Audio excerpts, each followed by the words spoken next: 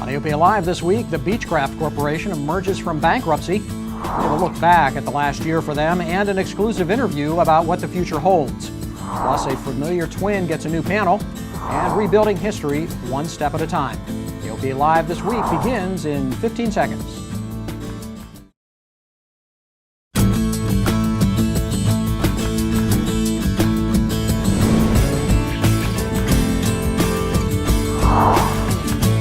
Beechcraft Corporation starts a new chapter in the iconic brand's history. The company has emerged from bankruptcy and is looking to the next step.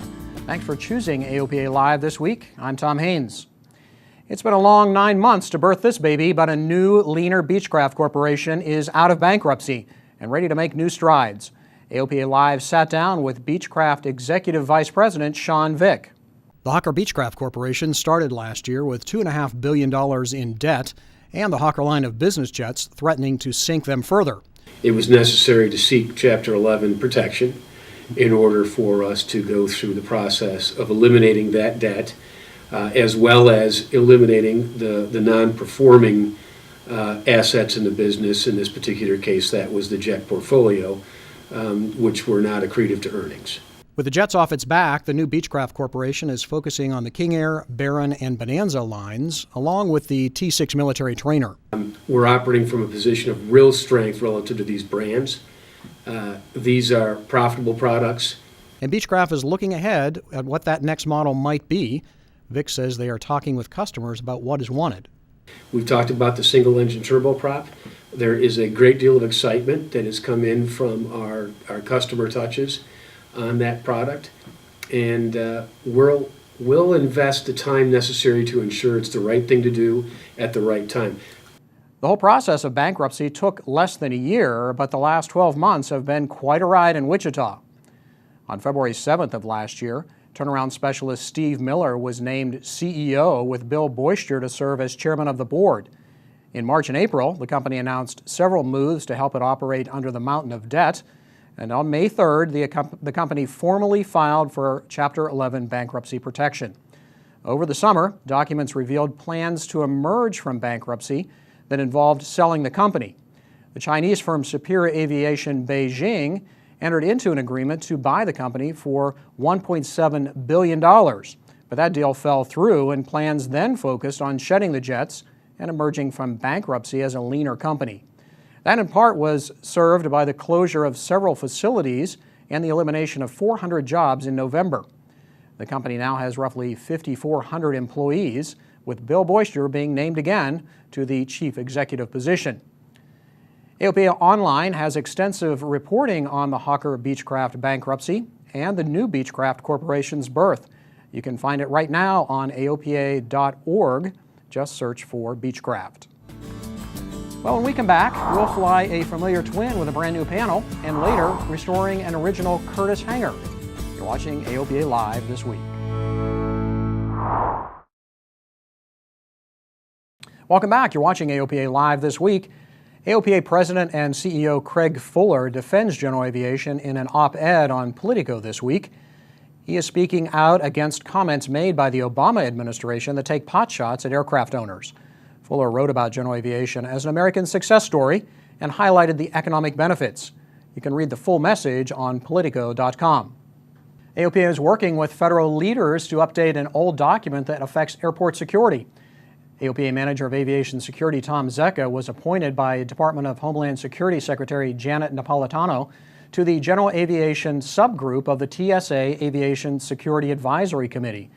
That group issued its suggestions for updates to the security guidelines for general aviation airports. And we want to update it and improve it and come up with better measures that GA airports can use from a security standpoint to improve security, but at the same time maintain the freedom and the flexibility of general aviation to be able to, not to inhibit commerce, movement and those sort of things. So that's the purpose of updating that particular document. The original version was written in the time after the September 11th, 2001 terrorist attacks on the United States. It was published in 2004. A familiar model is getting an upgrade. The Seneca V is Piper's largest piston twin, and now it's getting smarter thanks to a G1000 upgrade.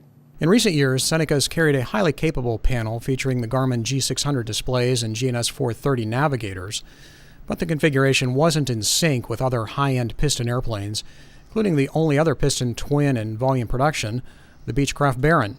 And we know our competition has already got the G1000 in it, so it was the right step for us to put G1000 in there. The Piper installation of the G1000 includes several unique features, including a well-thought-out display of engine gauges on a twin.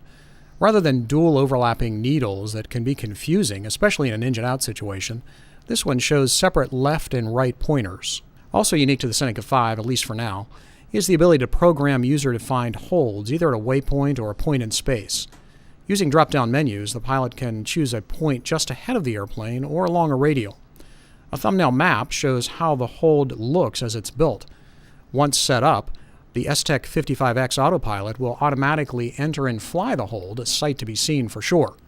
The Garmin even alerts when the expect further clearance time arrives. With the G1000 upgrade, Caldecott believes the Seneca can grow its market share. We've predominantly taken about 50% of the market. There's an opportunity for us to take more by upgrading our product with new technology. In terms of the overall growth of the market, I don't think it'll be much more. I just think we will be able to take more of the market share. You can see much more of the Seneca V in the March edition of AOPA Pilot magazine. The digital edition is out now. When we come back, restoring history, one window and $1 at a time. Welcome back. You're watching AOPA Live this week. Volunteers are banding together and passing the hat to restore a relic of aviation's golden age. AOP Online's Jim Moore takes a look at a hangar with a history. On the north ramp of Igor Sikorsky Memorial Airport stands a hangar that Glenn Curtiss built, its distinctive logo stubbornly resisting decades of overpaint. This is one of only 2 original Curtiss hangars that we know are still standing. When this hangar was built in 1929, Igor Sikorsky moved to this area and built his factory just across the street from this location. It was a very historic year for aviation history in Connecticut, and especially this area. With Sikorsky coming here, you had other well-known aviation authorities also coming here. People like Charles Lindbergh, Howard Hughes, Amelia Earhart, Juan Trippe, who owned Pan Am at the time. All of them came to this field, and as far as we know, hanging their aircraft here. In the 20s, the Army watched Americans stunt flying the oceans. Charles Lindbergh, Will Rogers and Wiley Post, Amelia Earhart, and many others. The Great Depression drove Curtiss from the field, and a succession of new tenants applied their own coats of paint. Today, the nonprofit museum, based in the old United Aircraft Company complex a few hundred feet away, has an ambitious plan to recapture a glorious past. They're raising money to restore this vintage Curtiss hangar to something close to original condition and bring to life for a new generation an important part of aviation's golden age. This hangar was used for private aircraft as well as maintenance and schooling. We have to replace this roof as well as replace all the windows and adjoining structure. It's most exterior things, cosmetic things with windows. Obviously the roof was originally wooden. We plan on replacing it with metal. We're entering into a lease, long-term lease with the city of Bridgeport, the airport, and in our lease we have 3 years to complete the project. Steel deck will improve the fire rating. That's the biggest reason to go to steel. Structurally, it's been checked out, engineered, and it's made it through some big storms so far. Aside from that, there are some cosmetic things that have to be done, some brickwork. Obviously the windows, the hangar doors will be restored.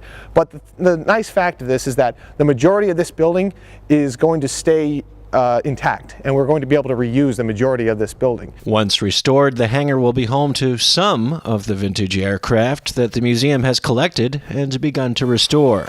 The amount of aircraft we have at the museum, we will no doubt be filling this hangar with aviation history. With 1 foot in Bridgeport and 1 foot in Stratford, Connecticut, birthplace of Sikorsky helicopters and Corsair fighters, this is Jim Moore, AOPA Live. The Connecticut Air and Space Center has raised more than $50,000 in private donations so far. Much more is needed for them to make their 3-year deadline. You can help. Head to AOPA.org for a story and link to the group's website. Well, that's our program for this week. Join us again next Thursday. I'm Tom Haynes. Thanks for watching.